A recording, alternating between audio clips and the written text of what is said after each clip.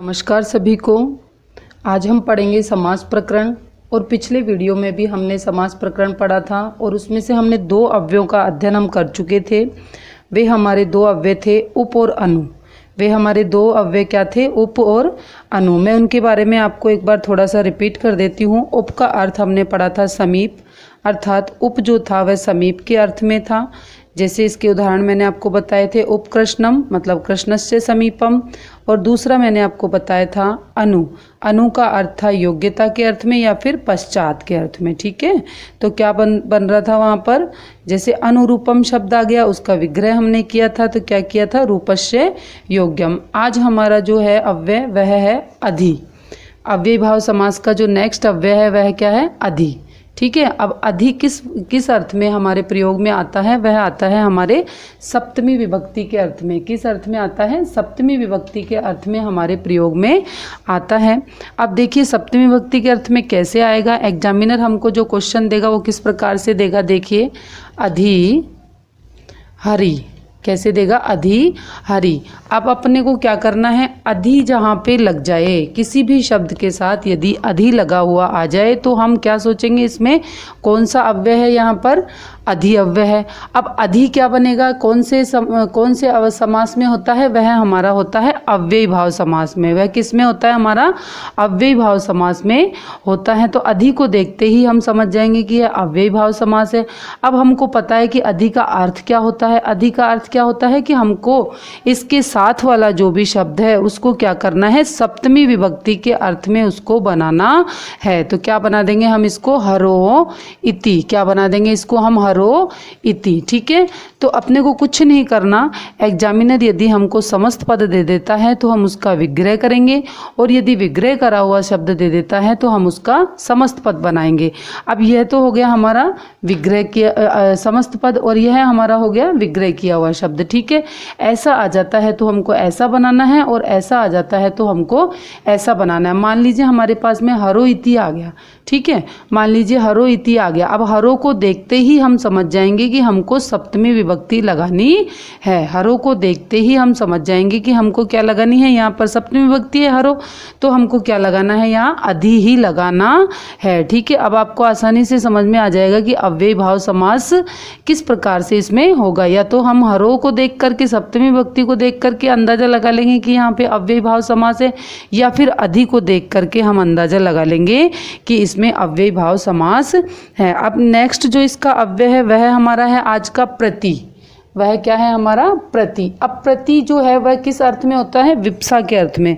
प्रति जो हमारा है वह किस अर्थ में होता है? विप्सा के अर्थ में। ठीक है, विप्सार्थे, विप्सार्थे। ठीक है, विप्सा के अर्थ में होता है। अब विप्सा के अर्थ में यदि प्रति होता है, ठीक है, तो अब विप्सा का क्या अर्थ होता है? अब मैं आपको बिल्कुल साधारण शब्दों में समझा देती हूँ कि यदि प्रति किसी भी शब्द के साथ आता है तो हमको उस शब्द को दो बार लिखना है। हमको उस शब्द को कितनी बार लिखना है? दो बार लिखना है। ये किसी भी अर्थ में यदि प्रति आता है तो हमको उस शब्द को कितनी बार लिखना है? दो बार लिखना है। ठीक है, उस शब्द को हम कितनी बार लिखेंगे? दो बार लिखेंगे। कैसे लिखेंगे? देखिए, जैसे मान लीजिए हमारे पास में आ गया प्रतिदिनम। क्या आ गया हमारे पास में? प्रतिदिनम आ गया। ठीक है, प्रतिदिनम। तो क्या कर देंगे? अब प्रति देख करके तो हम समझ जाएंगे कि इसमें अव्ययी भाव समास है। ठीक है, प्रति को देख करके तो हम आसानी से समझ जाएंगे कि इसमें कौन सा समास है? अव्ययी भाव समास है। ठीक है, अब ये तो हमको समझ में आ ही गया कि यहाँ पर कौन सा समास हुआ? अव्ययी भाव समास हुआ। क्या देख करके समझे हम? प्रति देख करके। मैंने आपको बताया था कि टोटल 6 अव्यय होंगे। ठीक है, और 7वां आपके सह जुड़ा हुआ है। ठीक है, तो मान लीजिए 7 अव्यय होंगे। 7 के अलावा 8वीं आपके पास में अव्ययी भाव जो समास है उसमें 8वीं कोई चीज़ नहीं आएगी। केवल आपको 7 चीज़ें याद रखनी हैं और उनके अर्थ याद रखने हैं। यदि आपको ये 7 चीज़ें और इनके अर्थ यदि आपको याद हैं तो आप बहुत ही आसानी से इसको सॉल्व कर सकते हो। ठीक है, अब देखिए मैं इसमें बताती हूँ आपको कि जैसे मान लीजिए प्रतिदिनम आ गया, तो अब आपको क्या करना है? इसके साथ वाले शब्द को 2 बार लिखना है। इसके साथ वाले शब्द को कितनी बार लिखना है?